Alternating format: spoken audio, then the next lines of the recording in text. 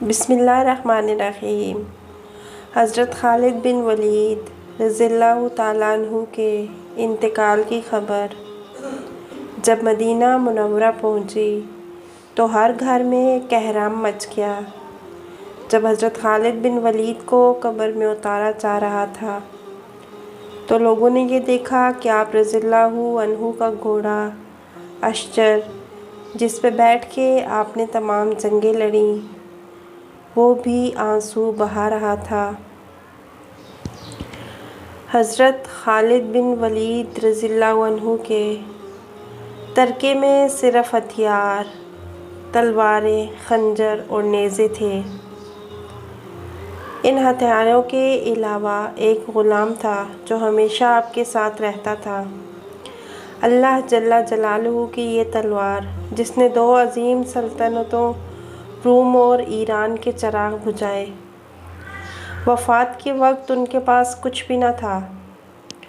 आप रज़ियल्लाहु ताला अन्हु ने जो कुछ भी कमाया वो अल्लाह जल्ला जलालुहु की राह में खर्च कर दिया।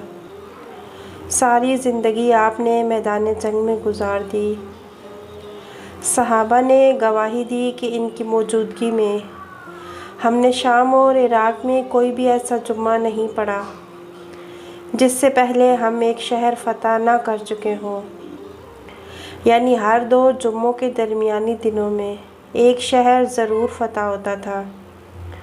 बड़े बड़े जलीलुल क़दर सहाबा ने हुज़ूर सल्लल्लाहु अलैहि वसल्लम से हज़रत खालिद के रूहानी ताल्लुक़ की गवाही दी। हज़रत खालिद बिन वलीद का पैगाम मुस्लिम उम्मत के नाम। मौत लिखी ना हो तो मौत ख़ुद ज़िंदगी की हिफाजत करती है। जब मौत मुक़द्दर हो तो ज़िंदगी दौड़ती हुई मौत से लिपट जाती है। ज़िंदगी से ज़्यादा कोई नहीं जी सकता और मौत से पहले कोई मर नहीं सकता। दुनिया के बुज़दिलों को मेरा ये पैगाम पहुँचा दो कि अगर मैदान जहाद में मौत लिखी होती तो इस खालिद बिन वलीद रज़ियल्लाहु ताला अन्हु को मौत बिस्तर पर न आती। हज़रत खालिद बिन वलीद रज़ियल्लाहु ताला अन्हु को शहादत का बहुत शौक़ था, लेकिन उनके नसीब में तबाही मौत थी।